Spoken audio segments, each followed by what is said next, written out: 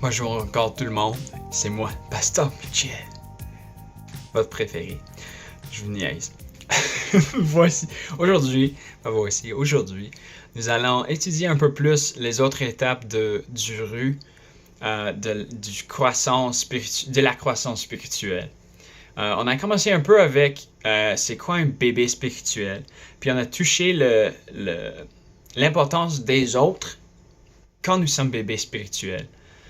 Mais je vais juste souligner aussi, et j'ai exprimé un peu dans l'autre vidéo, donc si vous êtes curieux, allez le voir. Mais on va faire encore plus dans cette vidéo aussi. Donc, bébé spirituel, c'est quoi? Mais bref, c'est juste après on est né de nouveau.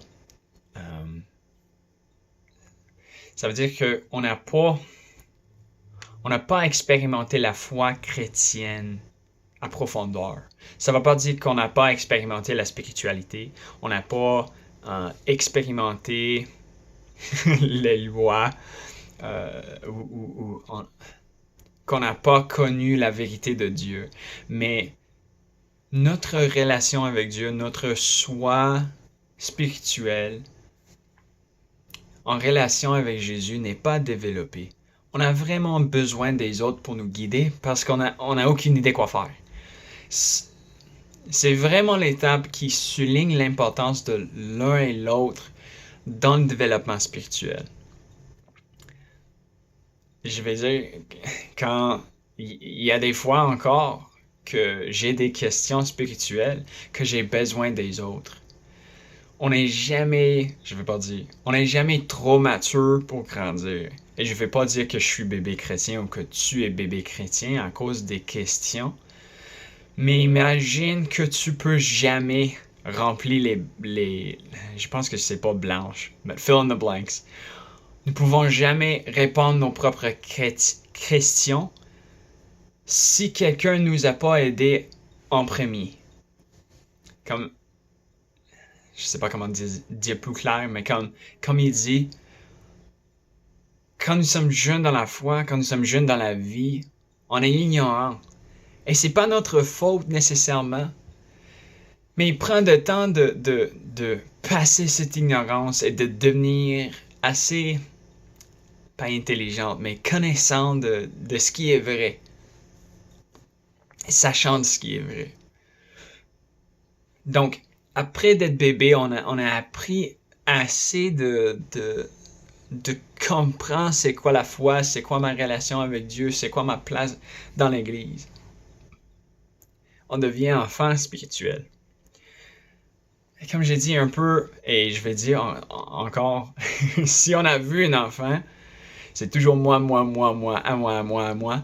Puis, sinon, c'est non, si c'est pas à moi. C'est d'être enfant. Et c'est même comme chrétien. Si nous sommes enfants spirituels, c'est toujours à nous. Tout doit être à moi. Tout doit être pour moi. Chaque événement, chaque étude, c'est pour moi. Doit être centré sur moi. Je ne vais pas dire... Bref, c'est pas ce que Dieu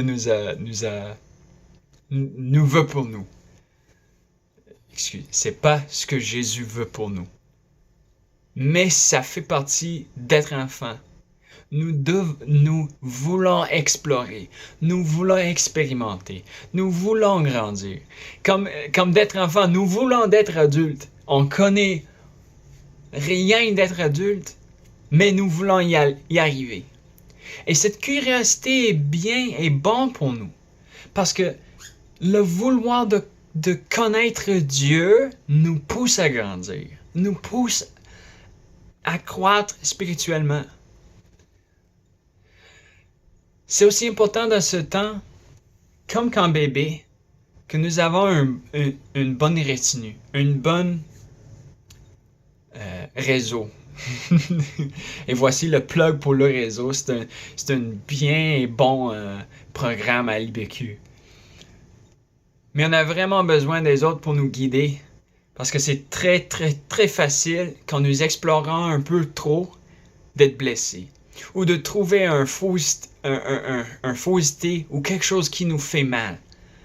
C'est pourquoi nous avons besoin des autres, même quand enfants spirituels.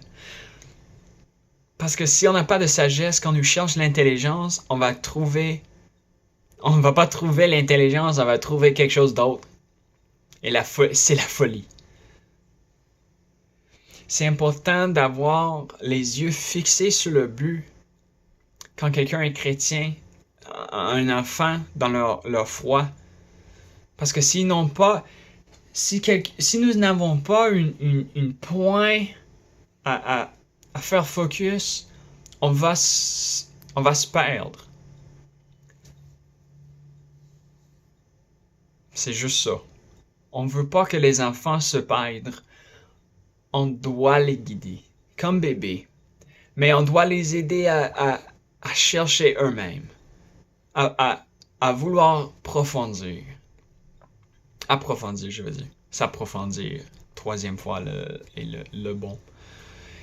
Après ça, jeunes adultes, quand ils ont appris la sagesse, ils ont appris la vérité, ils ont appris c'est quoi une relation personnelle avec Jésus, c'est le temps de l'appliquer eux-mêmes. C'est le temps de voir eux-mêmes dans l'histoire, par exemple, du bon Samaritain. Quand quelqu'un est blessé sur la côté de rue, là, c'est de comprendre que l'amour, c'est de tendre la main, de tendre les bras vers quelqu'un qui a besoin, ou qui a besoin, je veux dire. C'est de chercher les opportunités à faire ce qu'ils ont appris comme enfants, à faire ce qu'ils ont appris, à mettre la main à la...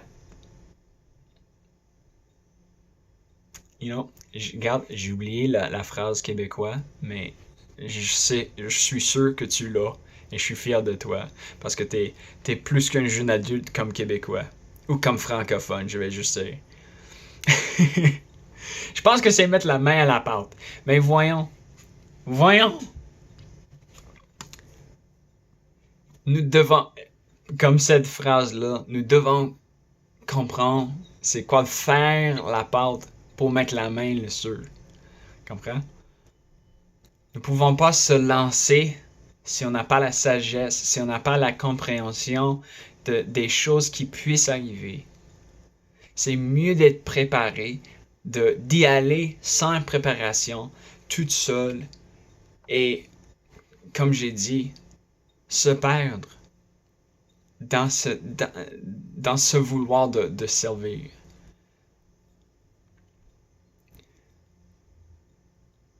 La sagesse qui vient de Dieu est donnée dans la relation avec lui. Il nous donne cette sagesse parce qu'on le cherche, parce qu'on est proche à lui, parce qu'on l'invite à nous aider. Même avec comme l'homme le plus sage dans l'histoire, Salomon, il l'a demandé. Et puis après on a expérimenté comment d'aimer les autres, comment mettre la foi en action, comment de faire ce que Jésus nous a commandé à faire, on devient les parents spirituels. Parce que les expériences nous offrent, puis nous encouragent, puis nous préparent pour trouver les morts, puis les rendre bébés en Jésus. C'est weird à dire. C'est étrange. Mais la réalité, c'est que après de comprendre, mettre l'intelligence en pratique, après d'apprendre la sagesse, ça c'est quand c'est vraiment pertinent de trouver les bébés dans la foi, les enfants dans la foi, puis les guider. Comme on voit dans les écoles, on veut pas que les enfants suivent des autres enfants. Ils n'ont pas expérimenté, ils comprennent rien. Faut que les parents, faut que les expérimentés guident les inexpérimentés pour qu'ils puissent devenir expérimentés dans la sécurité. Je ne veux pas dire que tout est fait en sécurité, mais nous devons prendre soin des enfants. Nous devons prendre soin des bébés. Nous devons aussi prendre soin des jeunes adultes. Regarde, des fois, quand quelqu'un est impassionné, il va très loin.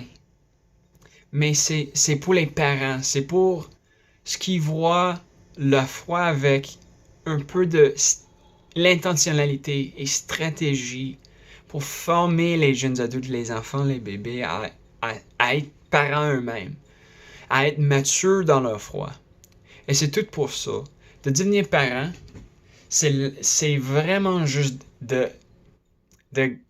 c'est ça, c'est la croissance spirituelle vers maturité, vers Jésus, vers sa semblance. Et comment que nous, comme chrétiens, comme croyants, puissent aider les morts, de devenir renés en Jésus, et de devenir les enfants de Dieu. Donc, restez bénis. Trouvez où ce que vous êtes sur le cercle, le rue. C'est important de se réfléchir de temps en temps et de se demander, Dieu, où suis-je? Où suis-je sur la rue? Qui dois-je chercher? Si je suis parent, aide-moi de trouver les bébés, les enfants à guider. Si je suis enfant, si je suis jeune adulte, si je suis enfant, aide-moi de chercher, trouver les chrétiens sages. Si je suis jeune adulte, aide-moi de voir les opportunités, les bonnes opportunités de servir et aider des autres et aimer comme toi, Jésus.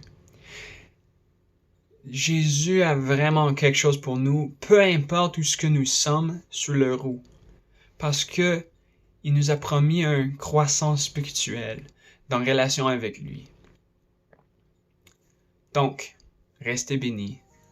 Prends temps avec Jésus parce que sans lui, c'est impossible ce roue-là. Cette croissance est impossible. Fais confiance à Jésus. Reste en relation avec lui. Prends temps avec lui. Il t'aide. Et restez bénis. Parce que je vous aime.